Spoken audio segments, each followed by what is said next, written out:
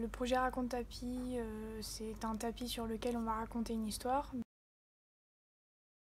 Mon groupe travaille sur l'histoire d'un conte russe, c'est l'oiseau de feu.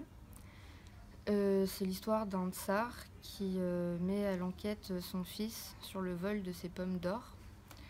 Il se rend compte que c'est un oiseau magique qui lui vole. Donc son fils cadet part dans la forêt pour trouver cet oiseau. Il se fait ami avec et il lui arrive multiples péripéties avant de se marier avec la princesse à la fin. Mon groupe travaille sur un conte russe nommé Baba Yaga. C'est l'histoire d'une petite fille qui habite avec son père et sa belle-mère qui est une marâtre. Et un jour, elle décida de se débarrasser d'elle en l'envoyant chez sa sœur qui est une ogresse pour chercher du fil et pour chercher une aiguille et du fil. Elle arrive chez Baba Yaga qui veut la manger. Elle parvient à s'échapper avec ruse. Elle rentre chez elle et explique tout à son père. Et son père décida de chasser la marâtre. Bonjour, je suis un pêcheur. Un jour, j'ai attrapé un poisson d'or. Bonjour, je suis le poisson d'or. En échange de ma liberté, j'ai promis au pêcheur de lui exaucer tous ses vœux. Moi, le pêcheur, je racontais mon aventure à ma femme, qui m'obligeait à demander des choses extraordinaires au poisson. Pour tenir ma promesse, j'exauçais les vœux du pêcheur. Ma femme en demandait toujours plus. Voyant que la femme du pêcheur n'était jamais satisfaite, je disparus à tout jamais.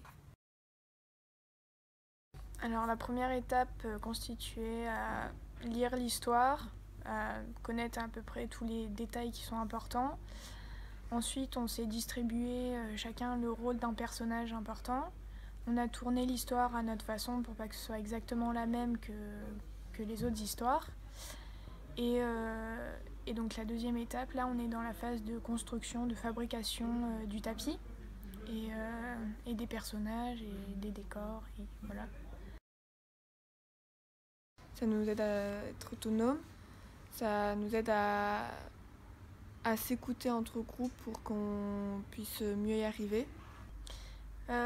C'est plus facile, plus amusant, on s'ennuie pas, il y a toujours beaucoup de choses à faire. Donc...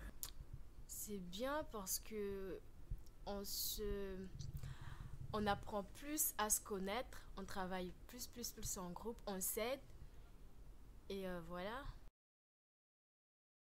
Il y a beaucoup de choses à faire, mais ça après, on s'ennuie pas, quoi, c'est bien. On développe notre idée pour que ça soit plus accepté. Non, pas vraiment, vu qu'on s'attend tous, on rigole tous. Non, pas vraiment. Les matières, y a la tapisserie, on a fait un peu on a cherché les tissus en tapisserie. En français, on a rétréci les textes pour que ça soit plus facile. On a commencé à apprendre le texte. En art appliqué, on a commencé à faire les dessins pour savoir ce qu'on allait faire exactement. Ici, et après comme ça tu le retournes et tu vois c'est ça.